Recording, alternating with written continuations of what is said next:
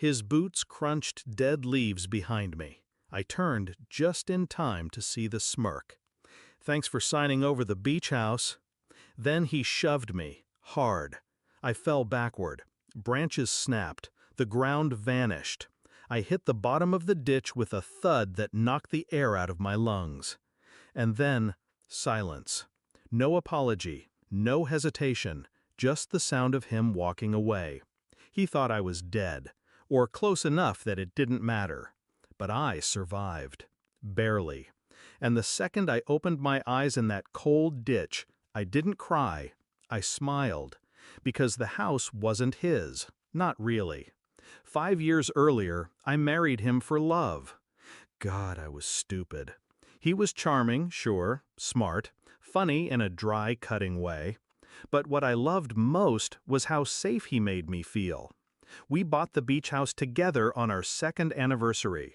Oceanfront, weathered gray shutters, a porch that groaned like it remembered every storm. It was the only place that ever felt like mine. He said he wanted to grow old there. I didn't know then that he meant to grow old alone. Things started shifting last fall, subtle at first.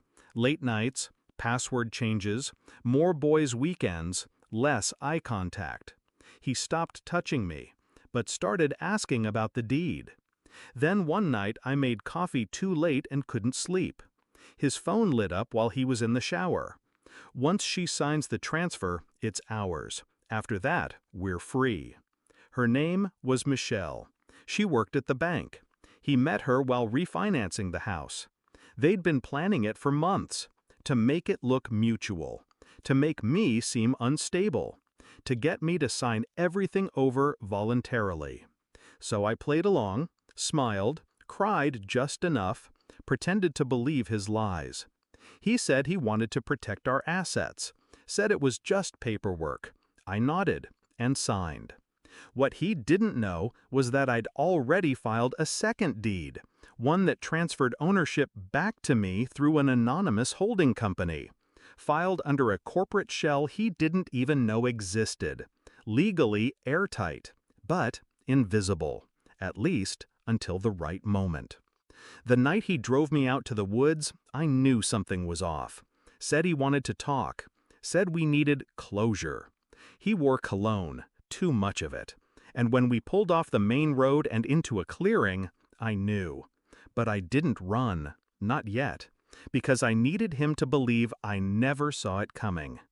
After he left me in that ditch, I crawled out, ribs bruised, blood in my hair.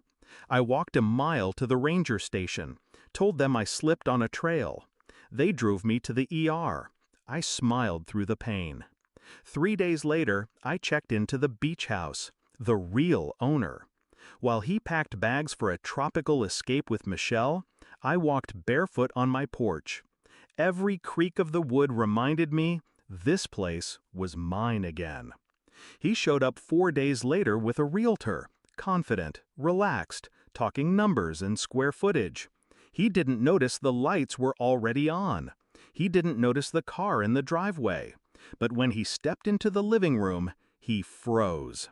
Because I was sitting there, alive, smiling, a mug of tea in my hand, the title deed framed on the wall behind me. "Hi," I said, calm as the sea behind me. He looked like he'd seen a ghost. I stood, walked toward him slowly, handed him a thick envelope. He opened it. Inside, a copy of the real deed showing my holding company as the owner, a restraining order, a police report, and a letter from my lawyer confirming the charges of attempted murder were being processed. The realtor stepped back, said she forgot something in the car, never came back. He didn't speak, just stared. "You should have checked the fine print," I said softly. He opened his mouth, closed it, and then, finally, he did something I hadn't seen in years. He looked afraid. They arrested him a week later. Michelle dumped him that night. Turns out, she liked him rich and untarnished, and he was about to be neither. The beach house is quiet again. But sometimes I sit in that same living room, staring at the fireplace, remembering the moment he froze. The moment the hunter realized the trap was never mine. It was his, and he walked straight into it. He thought the beach house was his prize. He thought I was the weak one, disposable. But I wasn't the victim in this story. I was the storm. And he? Just another body I left behind when the tide came in.